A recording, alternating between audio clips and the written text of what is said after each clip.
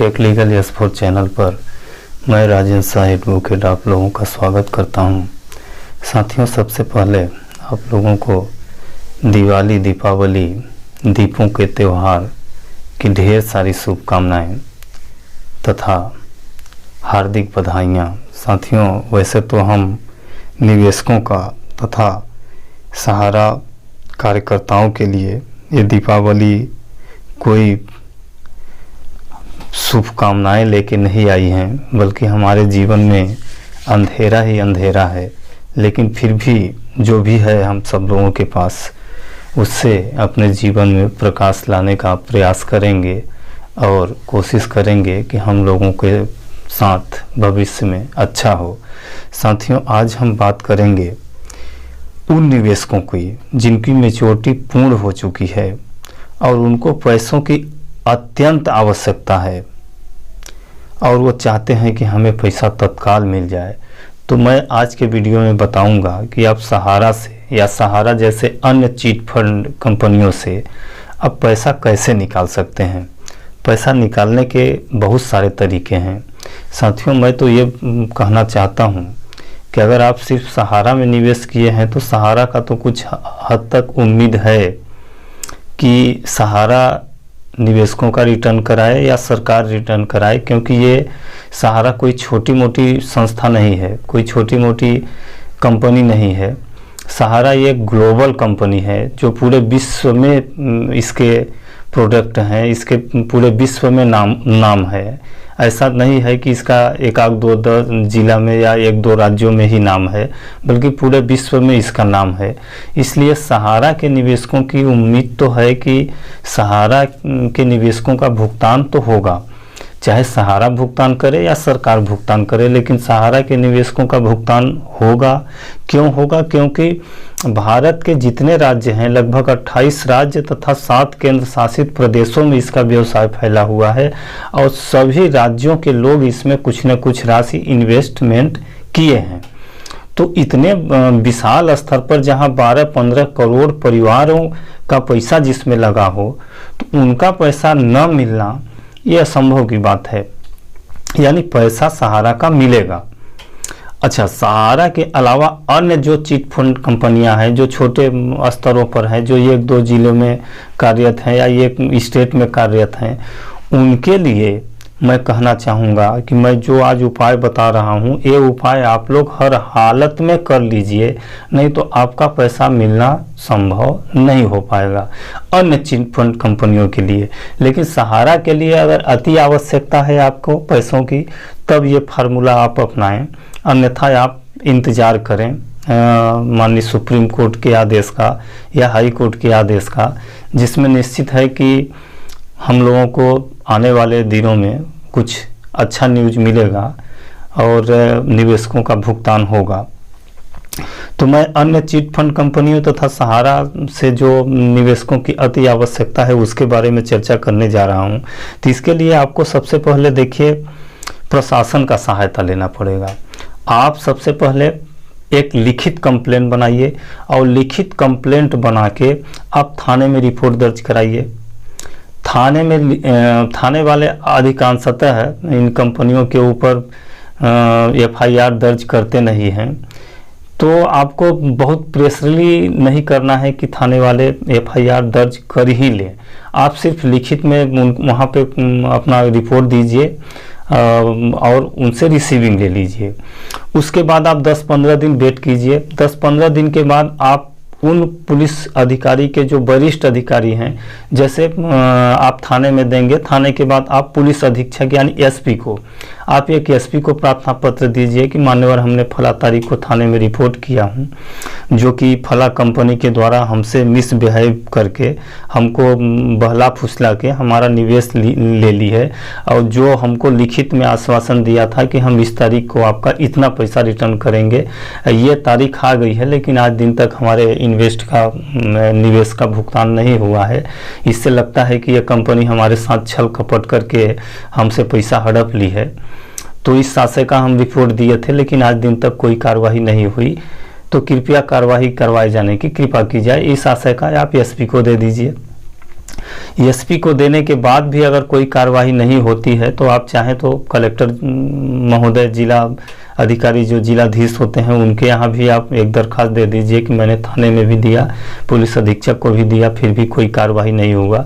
ये 3 कागज़ या 2 कागज़ आपके पास हो गया तो तीसरा चीज़ आपको करना है, सीधे आप अपने नज़दीकी न्यायालय में आ जाइए।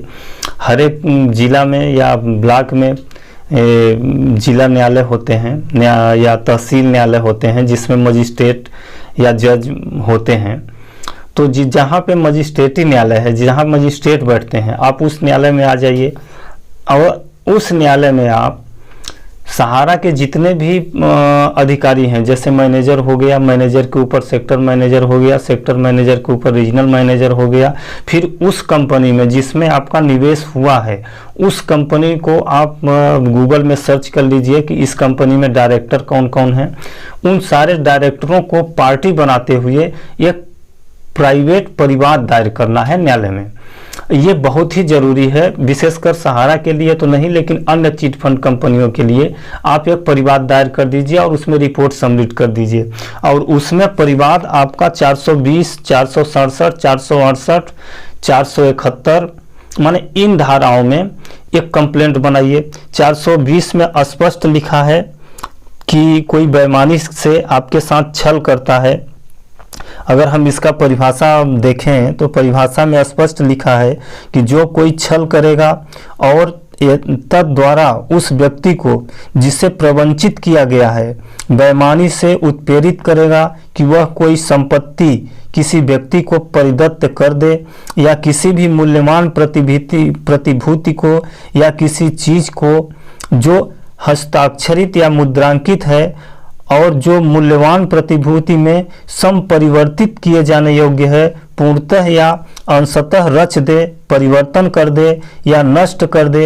यानी यहाँ पे हम लोगों का जो रियल इस्टेट या हाउसिंग में जो राशि जमा हुआ था उस राशि को परिवर्तित किया गया है और हम लोगों को बहला फुसला के परिवर्तित किया गया है। हम लोगों को ये बताया गया है कि आप इसमें आपको पैसा नहीं मिलेगा, आप इसमें रख दीजिए, आपका पैसा इतना मिल जाएगा, माने 1000 रखेंगे तो आपको 2500 मिल जाएगा।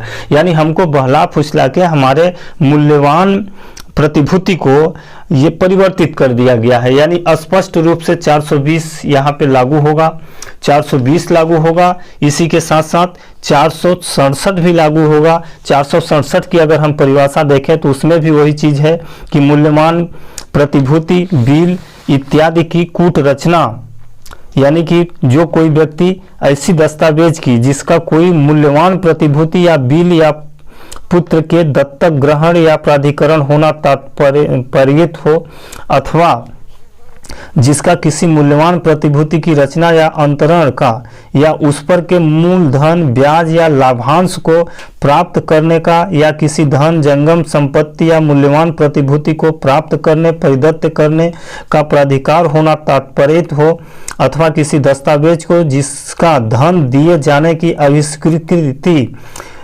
करने वाला निस्तारण पत्र या रसीद होना तात्पर्यित हो, कूट रचना करेगा या वह आजीवन कारावास से या दोनों में से माने वो दंडनीय अपराध होगा। माने 420 बनेगा, 467 बनेगा, चूंकि हमारे वो जो बांड थे उस बांड में मूल्यवान प्रतिभूति थी जिसमें लिखा गया था कि फला तारीख को आपको इतना मूलधन ब्याज के साथ मिलेगा, उसको जानबूझ करके छल कपट करके परिवर्तित करा दिया गया, कन्वर्जन करा दिया गया।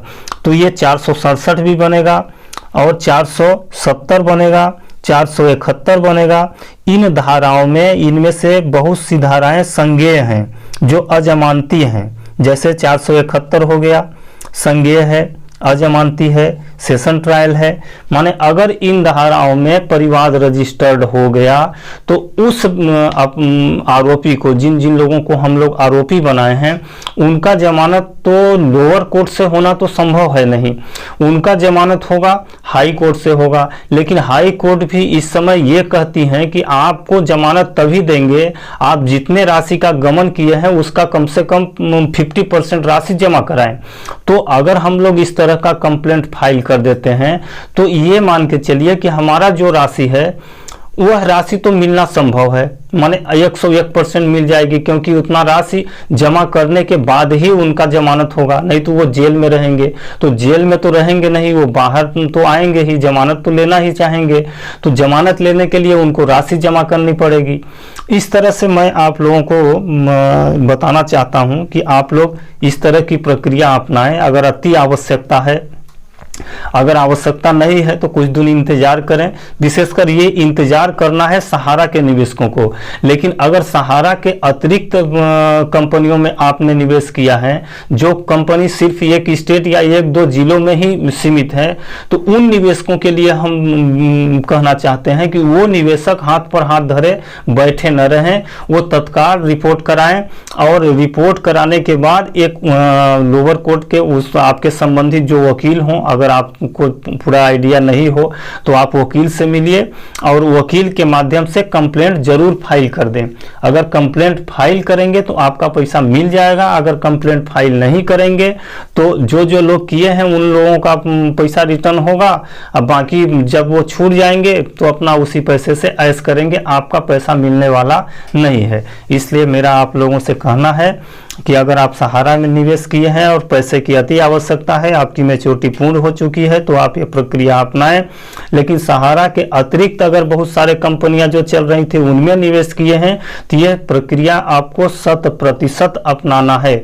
चाहे ये प्रक्रिया आप मान लीजिए 3 साल 4 साल 5 साल 6 साल भी बीत गया हो, आप अभी तक कुछ नहीं किए हों, आप ये सोच रहे हैं कि डायरेक्टरों के ऊपर तो केस चल रहा है, जो डिसीजन होगा वो होगा।